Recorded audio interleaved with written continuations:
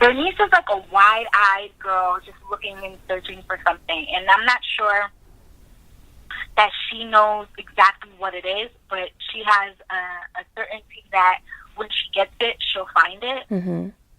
And so in this journey of her trying to find something different, something that she feels would fill her heart, she stumbles on this different life. And it takes her by surprise, it keeps her off guard, and she's overwhelmed and she's beside herself. And you kind of see her being so young and wide-eyed and, crazy hair girl, like, trying to play an adult role, like, trying to be okay with the things going on around her when she clearly isn't okay with the things going on around her. It's also a story of how sometimes a girl can grow up a little bit too fast. Mm. That's kind of how I see it in my mind. I don't know if that was the intent behind, her character specifically, but I definitely feel like this is one of those moments where you're kind of forced to become a woman maybe before you're supposed to be a woman, mm-hmm. because you thought you were a woman already, But yeah, so the Deuce itself is it's a 70s drama about the rise of the porn industry in New York City, and mm-hmm. it's like James Franco and Maggie Gyllenhaal, and it's like sick wardrobe and wigs and music, and it talks about the rise of HIV. It gets into a lot.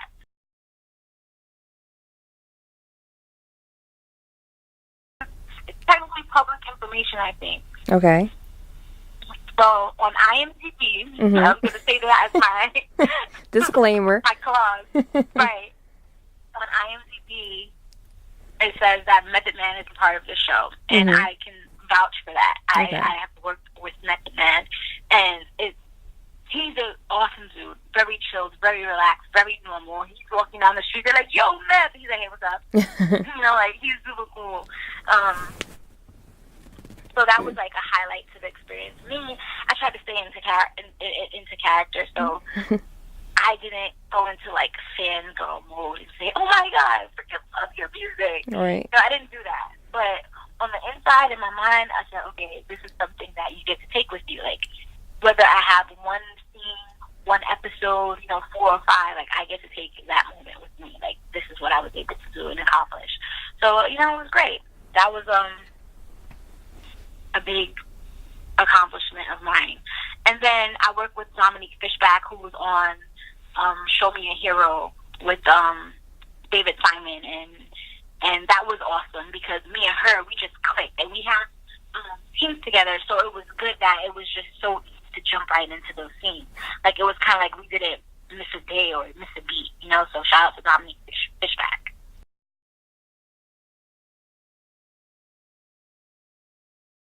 People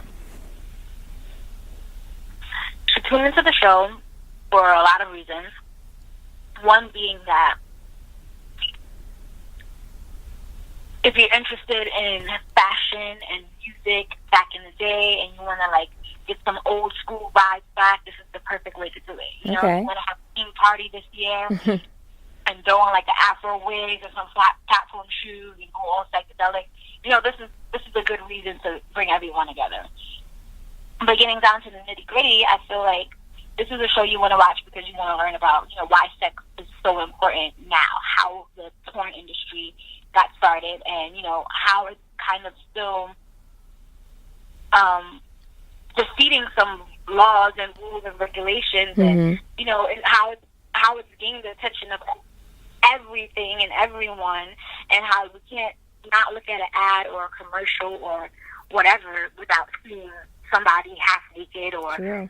Doing something to the other person. And, Pornhub has taken a complete, chunk out of the internet industry. So this is kind of like a beautiful beginning to seeing how all of that has gotten started. And then you see how health issues, mental health issues, physical issues, domestic violence, human trafficking, all of that come up. So you get to see how it could really affect humans.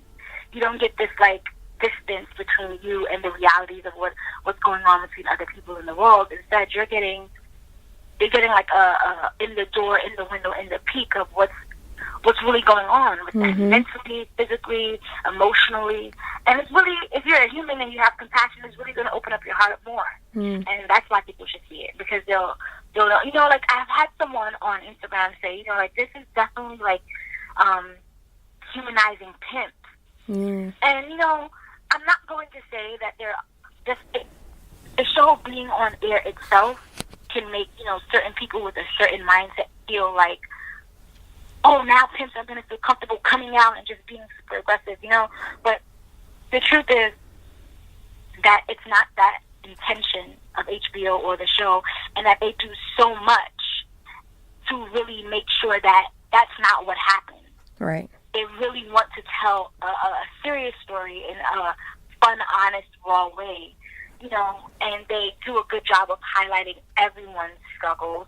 They do a good job of highlighting the issues personally that people can get into. You kind of see the mindset of that time frame back in the 70s. You know, like, people were hippies and they had, like, these different vantage points on, you know, love and life and relationships. And you really get a peek into that window. You get a peek into what it means to start identifying who you are as a human. And you kind of see the tragedies that happen to people to lead them down certain paths. So I personally feel like this is a good teaching show. This is a good conversation starter. You know what I mean?